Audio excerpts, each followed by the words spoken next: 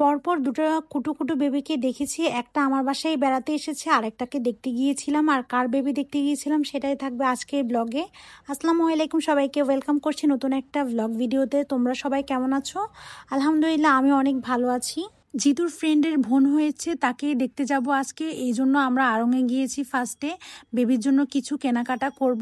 আড়ংয়ের baby dress তো বরাবরই আমার কাছে খুব বেশি ভালো লাগে, তো আমি সবসময় আড়ং থেকে আর কি বেবিদের জন্য ড্রেস কিনি।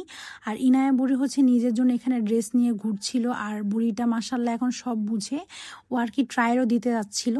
দেন হচ্ছে বেবির জন্য একটা খেলনাও নিয়েছি। আর এই খেলনাটা অনেক কালারফুল দেখে ভাবলাম এটা নিয়ে যাই। এই বয়সে বেবিরা হচ্ছে কালারফুল জিনিসের দিকে তাকায় থাকে, তো ভাবলাম এটাও নিয়ে যাই।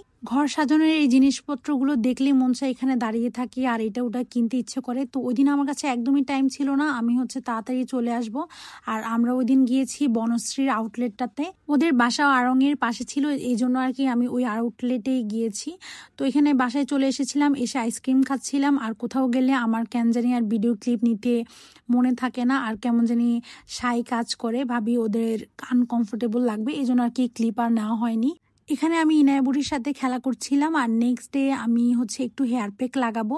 তো রিসেন্টলি আমার হেয়ার ফল হচ্ছে অনেক বেশি, আর অনেক দিন ধরে আর কি হেয়ার প্যাক লাগাচ্ছিলাম না চুলে। ঋতু কয়দিন পর পরই হেয়ার প্যাক লাগায় চুলে, ও আবার মাশাল্লাহ চুলের কেয়ার করে অনেক বেশি। তো আমাদের দুজনেরই চুল পড়ছিল, তো ভাবলাম একটু হেয়ার প্যাক লাগাই। ঋতু আমাকে হেয়ার প্যাক লাগিয়ে দিচ্ছিল।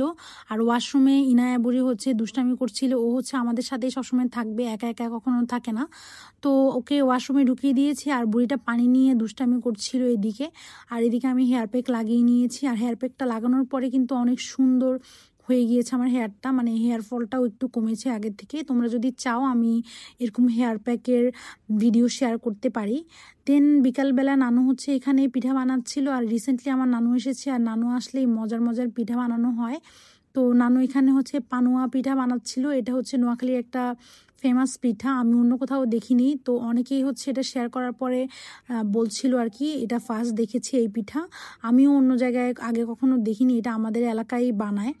তো মজার এই পিঠাটা কিন্তু খেতে ভালোই লাগে, অনেকটা হচ্ছে তেলের পিঠার মতো টেস্ট, বাট হচ্ছে ভিতর হচ্ছে এটার ভিতরে ডিম থাকে আর অনেক সুন্দর লেয়ার লেয়ার থাকে।